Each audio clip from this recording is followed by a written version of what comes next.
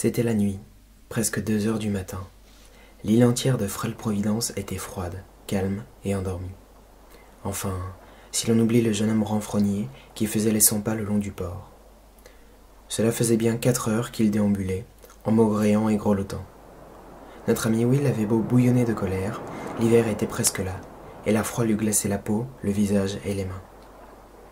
Pourtant, malgré le froid et l'absence d'une quelconque idée de ce qu'il allait faire, il ne pouvait se résoudre à retourner auprès de ses parents. Quelque chose s'était brisé pendant la confrontation avec son père, et Will pressentait que la situation était désormais irrémédiable. Il allait devoir vivre par lui-même, mais encore lui fallait-il trouver comment s'en sortir et quoi faire de cette nouvelle vie.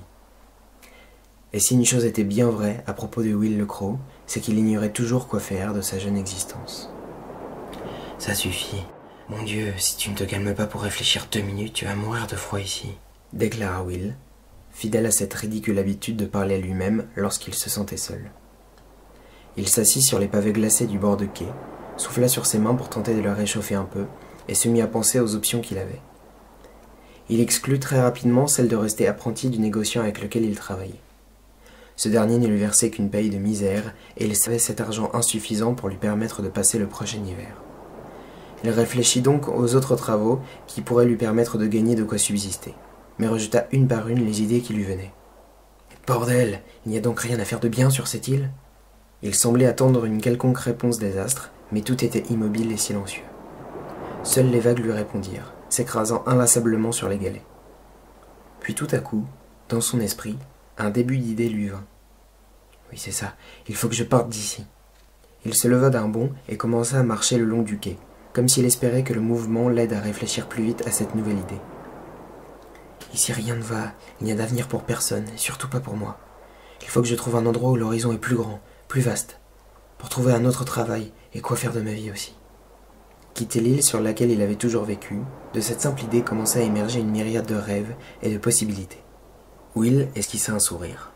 L'aventure qu'il avait tant attendue, il irait la chercher lui-même. Mais s'il voulait un jour y parvenir, il allait falloir partir de cette île. Il interrompit ses rêveries pour réfléchir à un moyen de quitter Frêle-Providence. « Un bateau, Will, il te faut un bateau. » Et c'est donc d'un bateau qu'il se mit en quête. Le jeune homme était naïf, mais pas au point de croire qu'il avait les moyens de payer un navire marchand pour embarquer vers une autre île. Son projet était tout autre, voler un bateau. Il lui fallut une bonne heure de plus à grelotter dans le froid de novembre pour comprendre qu'il ne pourrait pas mettre son plan à exécution. S'il avait des notions de navigation très correctes pour son âge, Will n'était pas en mesure de manœuvrer seul un bateau de transport ou de pêche, un équipage entier étant habituellement nécessaire pour le faire.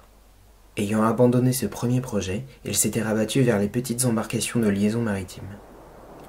Malheureusement pour lui, ces dernières étaient toutes amarrées à de plus gros navires, et Will ne pouvait s'essayer à en détacher une, sans risque de réveiller les marins de garde, chargés de leur surveillance. « Merde, merde, merde !» marmonna le jeune homme, désespérant de jamais trouver un vaisseau pour partir à l'aventure. Une goutte, une autre, puis des centaines. Il se mit à pleuvoir. De longues cordes bien froides tombèrent bientôt du ciel. Will pesta. Quand on demande aux étoiles leur avis, elles finissent toujours par répondre, c'est ça? Ah non, mais c'est pas vrai. En pressant le pas, il se mit en direction des chantiers navals. Il y avait là-bas de grandes bâtisses couvertes, où il pourrait s'abriter de l'assaut des cieux, et peut-être dormir quelques heures avant le lever du jour. Plus il se rapprochait des hangars, plus Will avait l'impression que le temps virait à l'orage. Impression bientôt confirmée, puisque la foudre ne tarda pas à déchirer le ciel d'un éclair intensément lumineux. Et c'est à cet instant précis qu'il la vit. Dans le flash qui avait fait briller la nuit, le garçon avait vu une barque. Il crut avoir rêvé avant qu'un nouveau trait foudroyant transperce le ciel, lui permettant de voir ce qu'il n'avait qu'aperçu l'instant d'avant. En contrebas du chemin qu'il suivait, il y avait une petite crique, où l'on mouillait autrefois de petits bateaux afin de ne pas encombrer le port, déjà bien rempli de navires de pêche, toujours plus grands et plus nombreux. Mais quelques années auparavant, la mer avait repris ses droits sur les îles Éoliennes et avait envoyé plusieurs bateaux s'écraser contre les rochers lors de périodes de grosses marées. C'est après plusieurs désastres de ce genre qu'on avait abandonné l'utilisation maritime de la crique. Si plus aucun bateau, petit ou grand, ne mouillait près de la crique, certaines épaves de ceux qui avaient subi le courroux des vagues avaient été laissées là, sur la plage sableuse et dans les eaux environnantes. C'est parmi ces décombres et ces cadavres de bois que gisait la barque éventrée qu'avait vue Will. Il sut immédiatement deux choses en l'apercevant pour la seconde fois.